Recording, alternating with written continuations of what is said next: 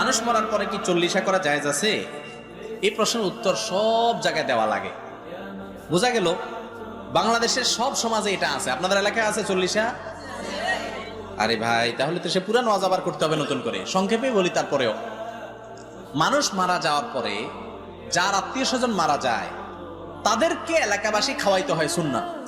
তাদের কাছ থেকে খানা আদায় করা এটা ইসলামের শিক্ষা না। হিন্দুদের মধ্যে শ্রাদ্ধ আছে, শ্রাদ্ধ। আমি সব জায়গায় এই কথাটা বলি। আপনি গুগলে গিয়ে লেখেন শ্রাদ্ধ, তালিব বসর অপলা আকার দর পরে বড় ধ লেখা দেন, সার দিলে দেখবেন শ্রাদ্ধ মানে কি। শ্রাদ্ধ হলো হিন্দুদের মানুষ মারা যাওয়ার পরের খানা।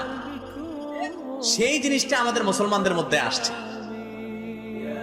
কেউ মারা গেলে যদি তার ছেলে মেয়েরা এলাকাবাসীরা না খাওয়ায়, আমরা অনেকে বলি কি মানুষটা মারা গেল, কি ছেলে মেয়ে রেখে গেল, একটু কারোর হাতও ধোয়াইলো না, এরকম বলে কি বলে না?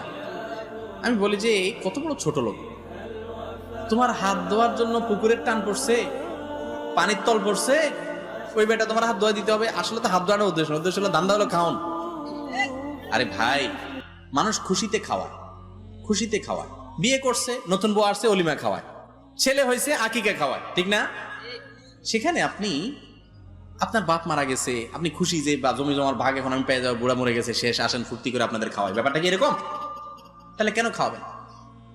এর সাথে ইসলামের কোনো সম্পর্ক